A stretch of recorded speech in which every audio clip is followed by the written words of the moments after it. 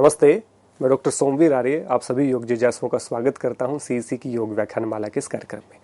आज हम बात करेंगे श्रीमद् भगवद गीता के अंतिम अध्याय यानी कि मोक्ष संन्यास योग का जो 18वां अध्याय है, इसकी चर्चा आज हम इस व्याख्यान में करेंगे।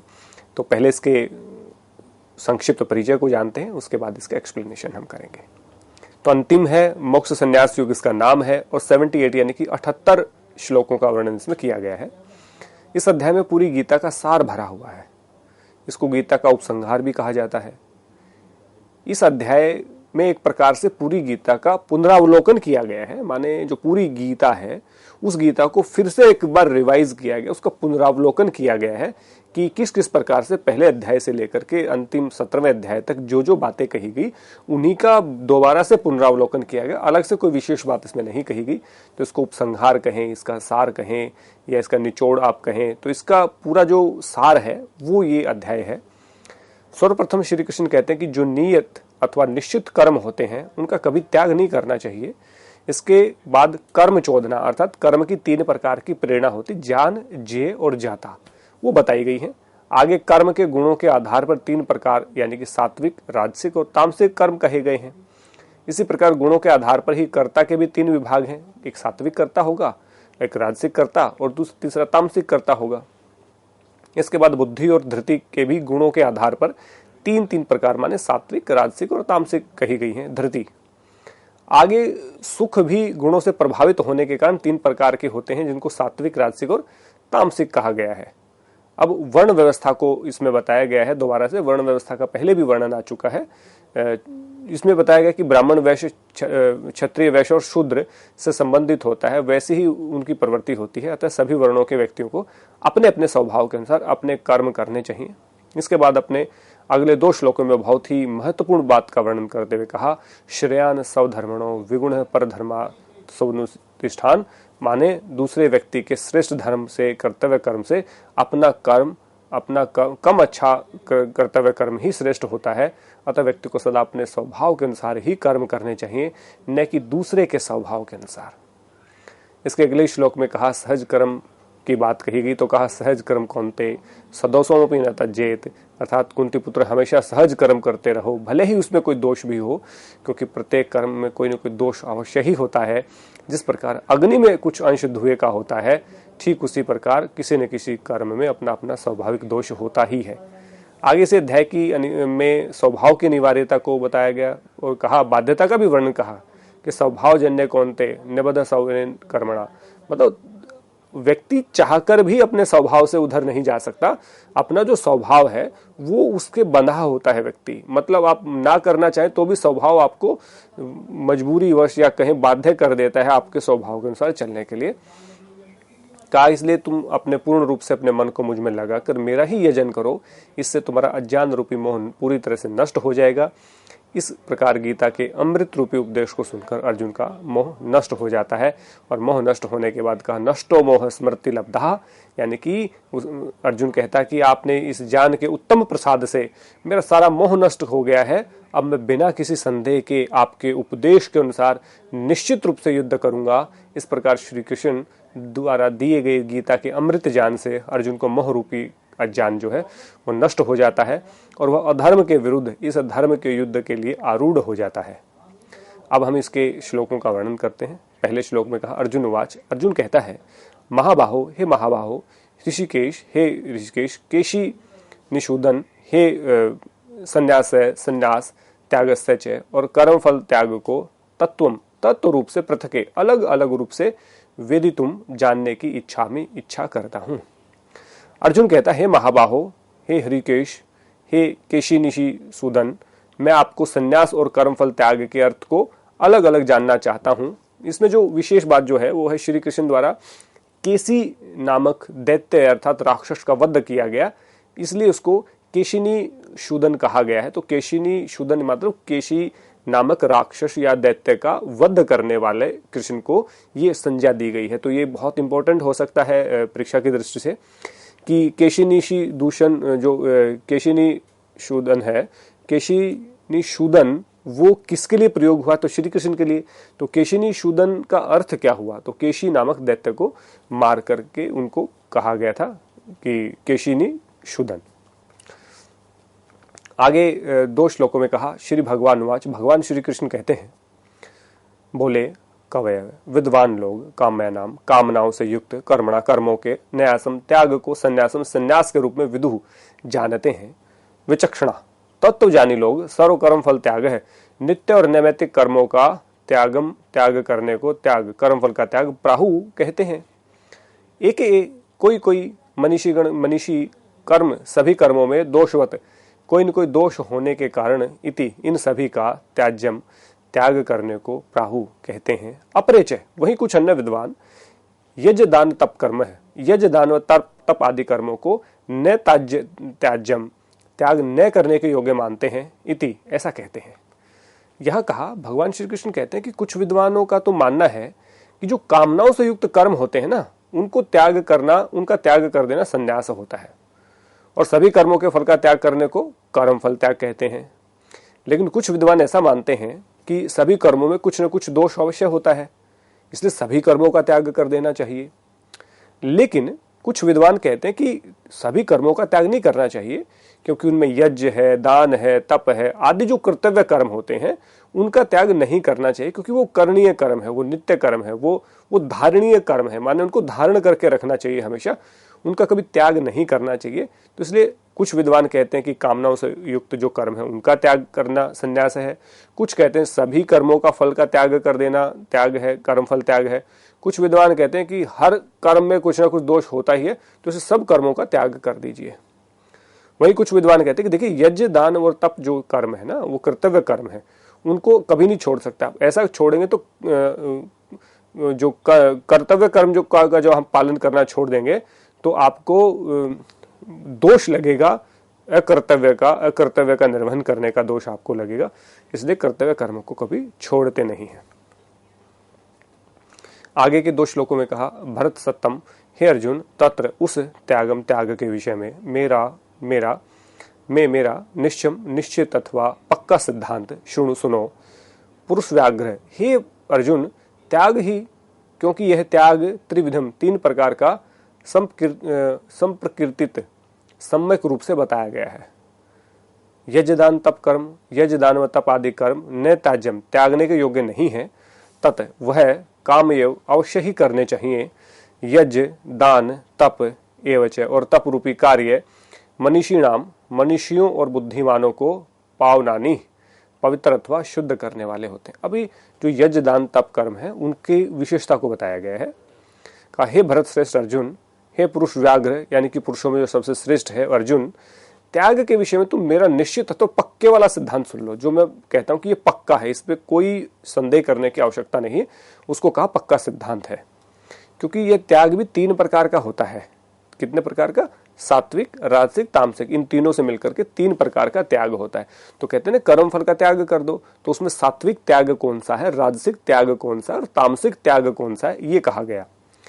इस यज्ञ दान व तप आदि कर्तव्य कर्मों को त्याग कभी नहीं करना चाहिए, क्योंकि ये यज्ञ दान और तप आदि तीनों कर्म मनीषियों अथवा बुद्धिमानों के अंतःकरण को पवित्र अथवा शुद्ध करने वाले होते हैं। माने अपने आप को यदि बॉडी को जैसे हम क्लीन करते हैं, तो षटकर्म आदि का, आयुर्वेद में जाएं तो पंचकर्म आदि का अभ्यास करते हैं, या हम बात करें नेचुरोपैथी की, उसमें भी बहुत सारी चीजों से बॉडी को टॉक्सिन्स को डिटॉक्स किया जाता है। लेकिन यहाँ अपने अंतःकरण को, अंतःकरण क्या होता है? अंतःकरण चतुष्टय कहते हैं, मन, बुद्धि, चित्त और अहंकार, इन चारों से मिलकर के अंतःकरण चतुष्टय बनता है। इन चारों का पवित्र होना, शुद्ध होना बहुत आवश्यक है, और इनको शुद्ध करने का काम करते हैं यज्ञ दान और तप। इनके माध्यम से हम अपने अंतःकरण को पवित्र अथवा शुद्ध करते हैं, किसी प्रकार का उसमें दोष नहीं रहता है। और जब हमारा अंतःकरण शुद्ध होगा, पवित्र होगा, तभी हम जाकर के किसी काम को सही तरीके से कर पाएंगे। अगले श्लोक में कहा, तू अपि, लेकिन पार्थ, हे अर्जुन, एतानि, ये सभी कर्माणि कर्म संग आसक्ति फलानि च, और फल की इच्छा का त्यक्त्वा त्याग करके कर्तव्यानि कर्तव्य कर्म मानकर करने चाहिए। इति यह मेरा निश्चित उत्तम मतम मत है। कहा, लेकिन हे अर्जुन, पूर्व में कहे गए यज्ञ दान और तप आदि जो कर्मों को आसक्ति व फल की इच्छा का त्याग करके ही करना चाहिए, यह मेरे द्वारा निर्धारित किया गया उत्तम अर्थात श्रेष्ठ मत है। ये मेरा ऐसा मानना है, ये मेरा श्रेष्ठ मत है कि जो हमारे यज्ञ दान और तप आदि जो कर्म हैं उनको आसक्ति और फल की इच्छा का त्याग करके ही करना चाहिए।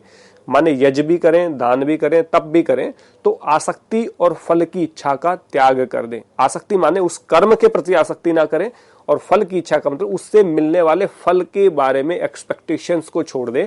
ये उन्होंने कहा ऐसा मेरे द्वारा निर्धारित किया गया उत्तम अथवा श्रेष्ठ मत है, इससे बेस्ट कोई नहीं है।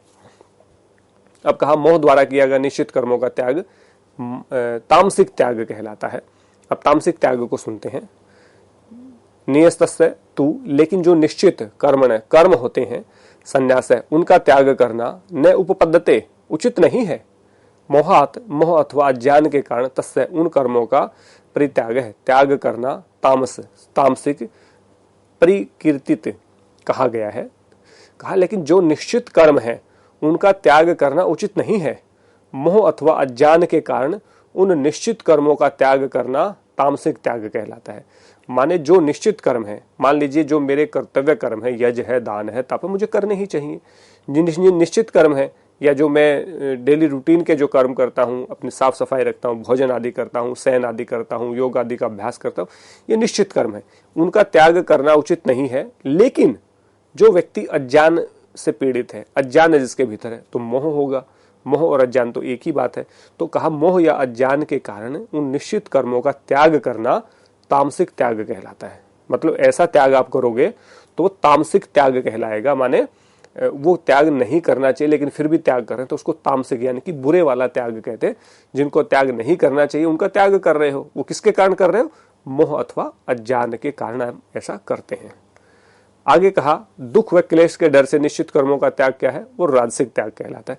तो राजसिक त्याग को हम जानते हैं, यत जो कर्म दुखम एवं, दुख ही देते हैं इति, ये सोचकर काय क्लेश भयात, शरीर को होने वाले कष्ट के डर से तज्जेत, उनका त्याग करता है। सह, वह राजसम राजसिक त्यागम, त्याग कृत्वा करके, त्याग फलम, त्याग से मिलने वाले फल को न एवं लभेत, प्राप्त नहीं करता है।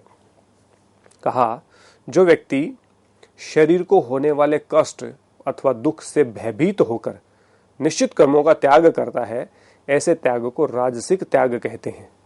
इस प्रकार का राजसिक त्याग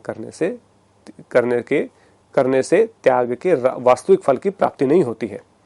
अब कहा कि ये कौन सा त्याग है कि शरीर से में होने वाले कष्ट को। अब मान लीजिए सर्दी का मौसम आ गया, अब सुबह उठ करके नहाने का एक आपका सिद्धांत है कि मैं सुबह उठ करके शौच आदि से निवृत्त होकर के नहाऊंगा और नहा करके योग आदि का अभ्यास व्यक्ति करता है। अब सर्दी है, पानी ठंडा है, गर्म नहीं है, बाथरूम में जाएंगे तो ठंड लगेगी, तो उस ठंड से मिलने वाली तकलीफ को, जो शरीर को कष्ट होगा, जो पानी शरीर पर डालेंगे तो अनुकूलता नहीं होगी, तो उस डर से कि शरीर को तकलीफ होगी, कष्ट होगा, ठंड लगेगी, उसके कारण हम स्नान का त्याग कर दें।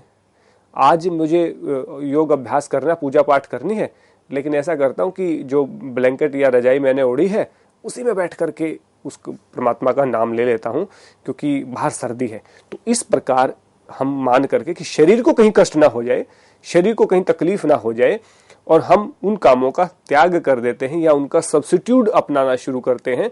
उनका जो ऑप्शन है, उनका जो विकल्प है, उस विकल्प को यदि प्रयोग करना शुरू कर देते हैं तो उसको हम कहते हैं राजसिक त्याग कहलाता है। तो राजसिक त्याग बहुत ज्यादा होता है। ये तो मैंने एक एग्जाम्पल सर्दी का दिया। ऐसे गर्मी में है कि आप आलस में पड़े रहते हैं या कोई काम करना है तो उसको टालने की बात है, तो इसलिए टाल रहे हैं कि अरे उठूंगा, शरीर को कष्ट होगा, तकलीफ होगी।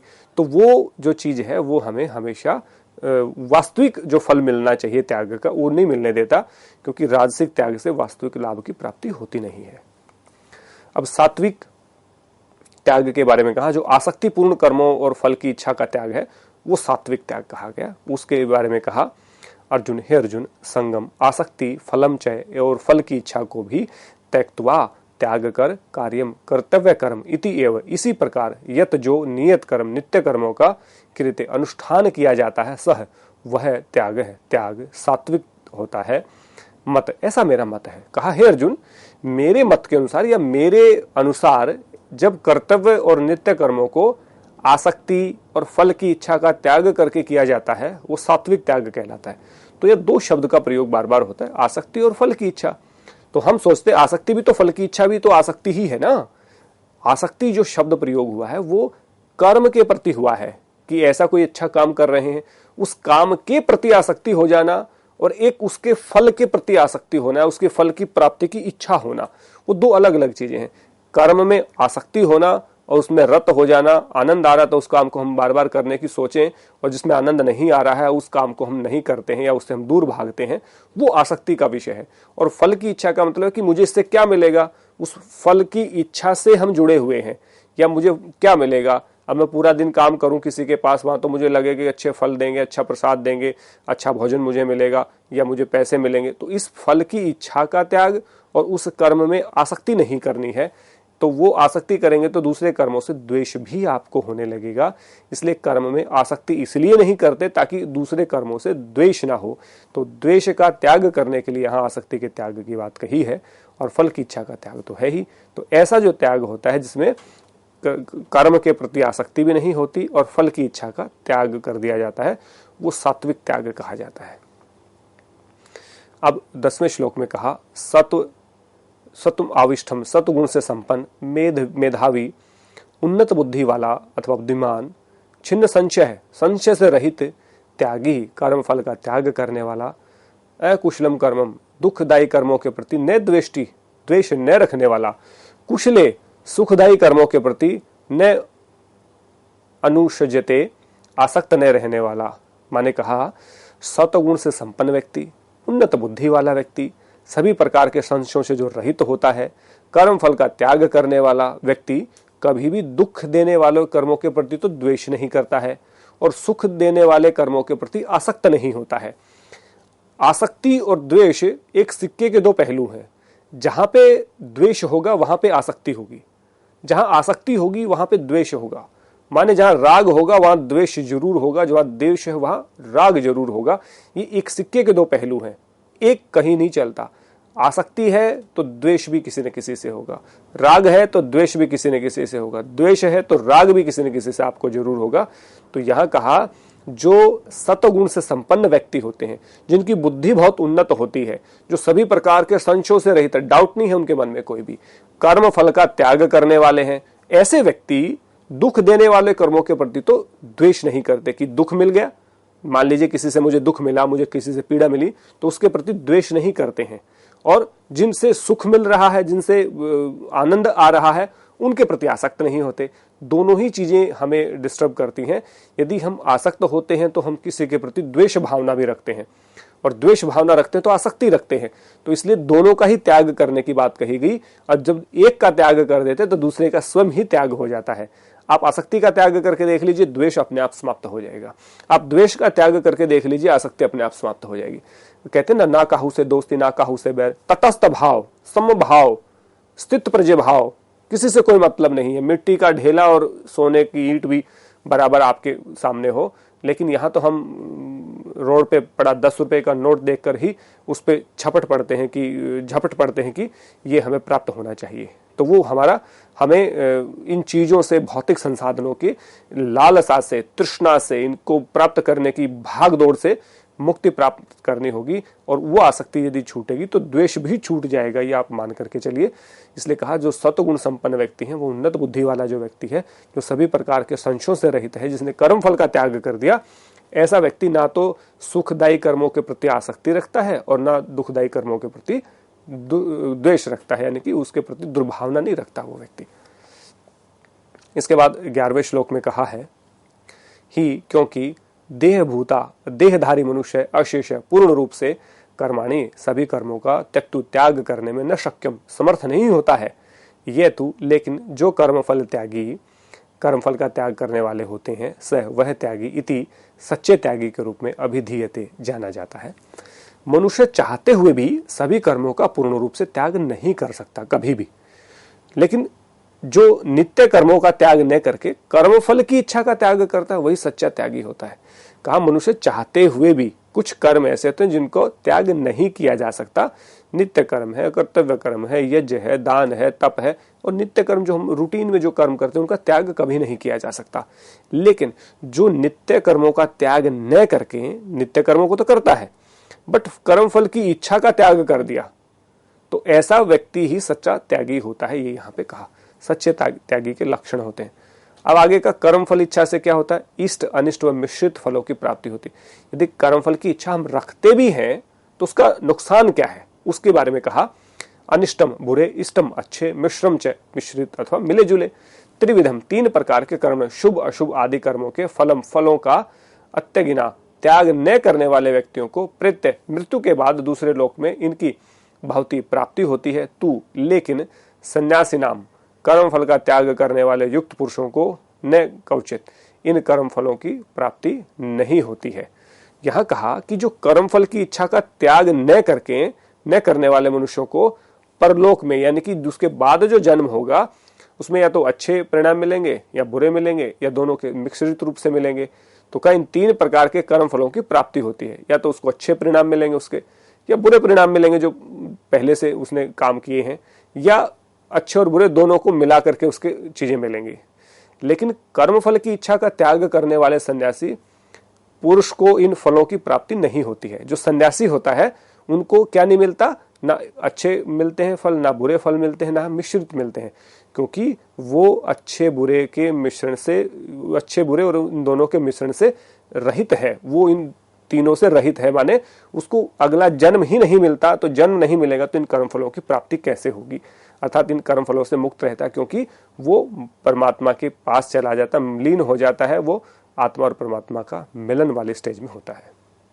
इसके बाद 2 श्लोकों में सिद्धि प्राप्ति के 5 हेतु अथवा कारण कहे कि मान ले कोई भी आप काम कर रहे हैं, कोई भी काम कर रहे हैं, वो 5 कारणों से ही सिद्ध होता है। कहा, हे महाबाहो, कर्तांते कर्म कांड के अंत में सांख्य और वेदांत दर्शन में सर्वकर्मणा सभी कर्मों को सिद्ध करने के लिए प्रोक्तानी कहे गए इमामी ये पंचतय कारण, 5 कारण मुझ में निबोध जान लो।